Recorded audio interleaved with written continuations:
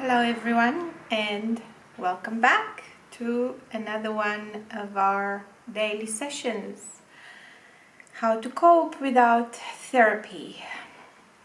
And today, as I was promising you yesterday to talk about buzzwords, unless something else comes up that I find interesting, well, I've got one for you, rather interesting and intense, and it is about being angry, but an anger that you feel the pain, you almost feel physical pain of it. So now that I warned you about the intensity, some few weeks back someone asked me, are these videos that you make, are they cathartic in any way? And I have to say, yes. And I don't think of them as cathartic, but in hindsight, yes. Whatever I talk about in my videos, however I choose my words in my videos, it is about me and speaking my mind. So yes, it becomes cathartic.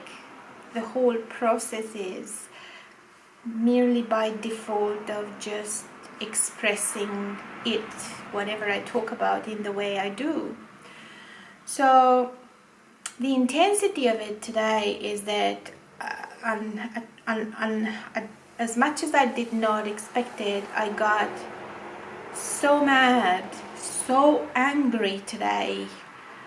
Like I was saying, to the point of I could physically feel pain and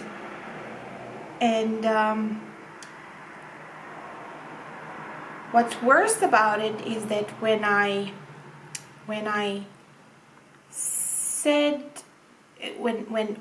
started my speech and delivered something to another person, I managed to get them so angry in turn, and we ended up this two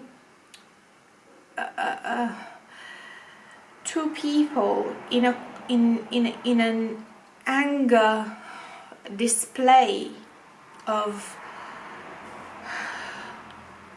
fight to somehow still keep it reasonable, but also to express what it is that made us angry, each of us, not separately. My point is that I triggered all of this by articulating what made me angry, what got me to that state. So, needless to say, how we put ourselves across in words. And I'm not talking about nasty words. There was none of that. Not swearing words, just words we choose to shape and give form to what eats us inside. So I guess the moment I saw what it triggered, I had the usual, well, the immediate response was to not to capitulate, not to be quiet, but to accept it as something different coming from someone else, and just agree with my decision that I tossed and turned a whole night on, that it was the best thing to do with the lesser complications for the long run. And that's what I thought, but I gave it a lot of thinking for the long run, but I never thought, it never really, I never put into balance what is going to trigger on the short run. So what happened is my words became the trigger and the cause for someone else's anger and response. And then we just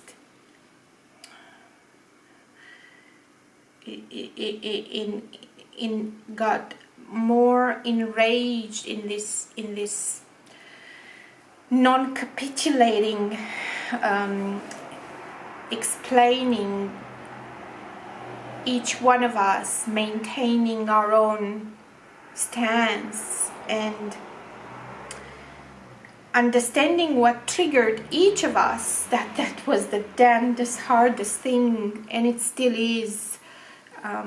It's hard to accept that you can arrive to a point where it's just you cannot find it within you to accept certain parts of what's happening around you and to you. So again, the decision initially, it was just to the normal response, you usually press it down, you hope for the best, and you keep it inside. And I decided not to do that, and it was my choice to express how I feel, and I still stand by it, that it will, on the long run, it will save much more pain for both of us, that we were in this really intense argument. And it's hard to accept that you cannot move alongside someone. And I guess the struggle lies within finding it in yourself, figuring out what caused me feel this anger.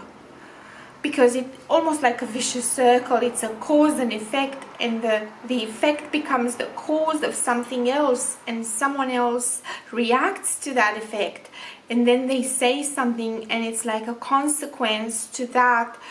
Your anger fires up, and it just fuels itself. It's like fire. So I guess what I still stand by is look inside and remember, not talking or not saying anything about it, it's worse. It will destroy you down the track.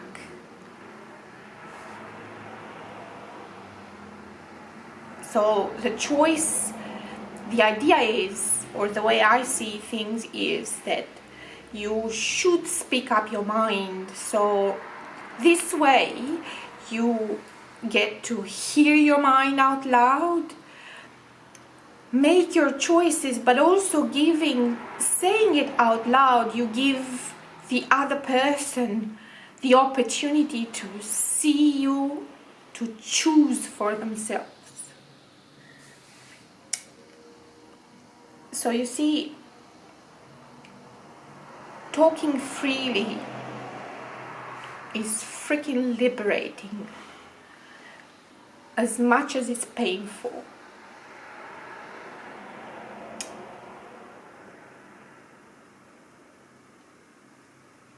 And the reality is you can, eventually you will get over the pain by default of how your brain works, how your body works, and all of that. But the truth remains that at least you shared. And you spoke the truth. And you didn't lie. And that was something that came genuinely from you. So, anger and the pain, if you don't find the courage to talk about it, then you're destroying yourself for later. So speak your mind and make the choices you want. And thank you. And I'm Gabriela. And I hope tomorrow I do come back with a buzzword and not intensity and not the anger or the pain. But tomorrow is Friday, so will definitely be a brighter day. Talk to you tomorrow.